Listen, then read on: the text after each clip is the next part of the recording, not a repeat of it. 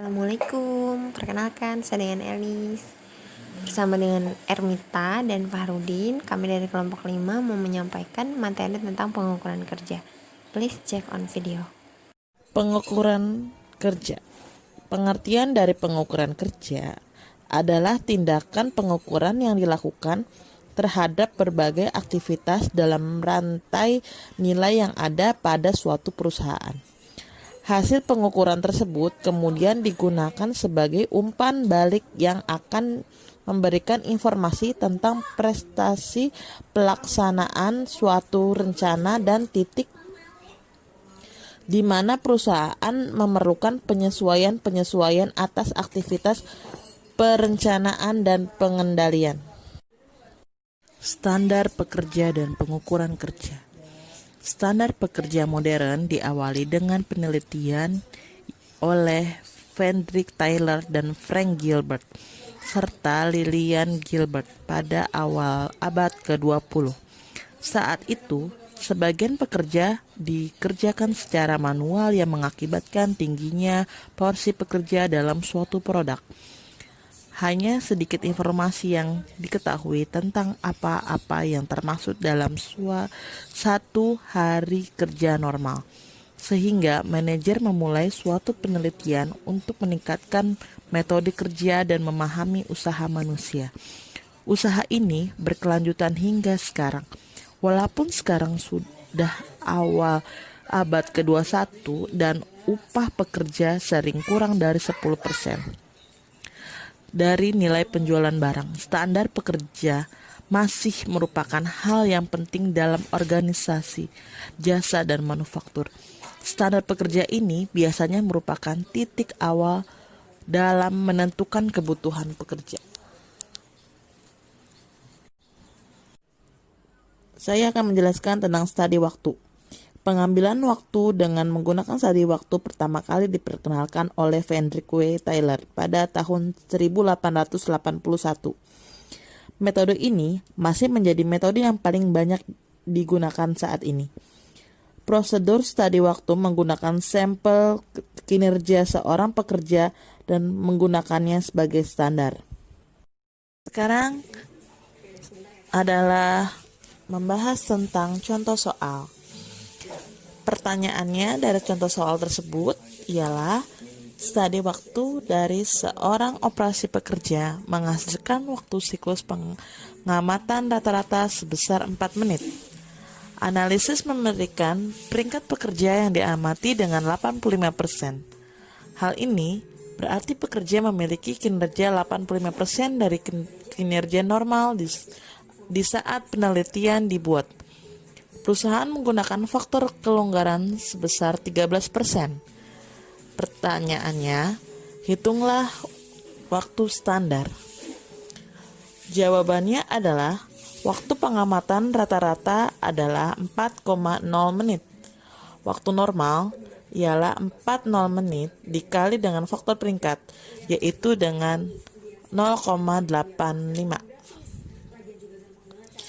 Sama dengan 3,4 menit. Jadi, waktu standar adalah waktu normal dibagi 1 dikurang faktor kelonggaran. Jadi, 3,4 dalam kurung buka kurung 1 dikurang 0,13 sama dengan 3,4 buka kurung 0,87. Hasilnya adalah 3,9 menit. Contoh perhitungan diberikan pada contoh T3. Thomas W. Jonas Manufacturing CO meminta Anda untuk memeriksa sebuah standar pekerjaan yang telah disiapkan oleh seorang analis yang baru saja diberhentikan. Tugas pertama Anda adalah menentukan ukuran sampel yang benar. Ketetapan yang diharapkan adalah 5% dengan tingkat keyakinan 95%. Deviasi standarnya adalah 1,0 dan rata-rata 3,0. Jawabannya H sama dengan 0,05 sama dengan 3,00, S sama dengan 1. Z 1,96. Ini dari tabel T10.1 di lampiran 1. N sama dengan dalam kurung pangkat 2 sama dengan 170,74 sama dengan 171 dibulatkan.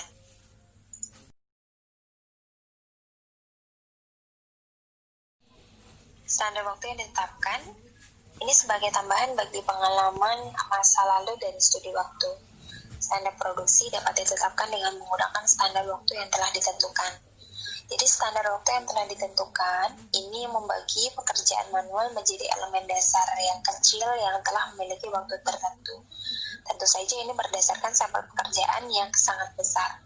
Jadi untuk memperkirakan waktu untuk sebuah pekerjaan tertentu, faktor waktu bagi setiap elemen dasar dari pekerjaan itu dijumlahkan. Nah, untuk dapat mengembangkan sistem standar waktu yang telah ditentukan secara menyeluruh, perusahaan membutuhkan biaya yang sangat besar. Jadi sebagai akibatnya, sejumlah sistem bisa didapatkan secara komersial. Standar waktu yang telah ditentukan yang paling umum adalah metode pengukuran waktu atau MTM, yang merupakan produk dari MTM Association. Pengambilan sampel kerja. Ini metode keempat untuk menentukan standar produksi atau pekerjaan. Jadi yang memang dikembangkan di Inggris oleh LTPAT pada tahun 1930. Pengambilan sampel kerja ini memperkirakan prestasi waktu yang akan dihabiskan oleh seorang pekerja pada beragam pekerjaannya. Hasilnya, ini terutama akan digunakan untuk menentukan bagaimana seorang karyawan mengalokasikan waktu mereka di antara beragam kegiatan mereka dalam beraktivitas. Jika mengambil sampel kerja ini dilakukan untuk penetapan kelonggaran keterlambatan, metode ini sering sekali disebut sebagai penelitian rasio keterlambatan. Berikut kami informasikan juga prosedur pengambilan sampel kerja. Jadi yang pertama, ambil sampel awal untuk mendapatkan sebuah perkiraan nilai sebagai parameter. Kemudian yang kedua, hitung ukuran sampel yang kita butuhkan. Step yang ketiga, kita harus membuat jadwal untuk mengamati pekerjaan pada waktu yang layak. Jadi konsep angka acak ini digunakan untuk mendapatkan pengamatan yang benar-benar acak. Contohnya, ini kita ambil angka acak dari tabel misalkan 01, 10, 20, 25, dan 45. Nilai ini dapat digunakan untuk membuat sebuah jadwal pengamatan pada waktu misalkan 10 lebih 8 menit, 10 lebih 20 menit, 10 lebih 25 menit, dan 10 lebih 45 menit. Kemudian yang keempat, setelah kita melakukan pengamatan dan catat aktivitas pekerja. Kemudian yang terakhir, ini tentukan bagaimana pekerja menghabiskan waktu mereka. Sekian penyampaian materi dari kami di kelompok 5. Terima kasih atas perhatiannya. Wabillahi taufiq wal hidayah. Wassalamualaikum warahmatullahi wabarakatuh.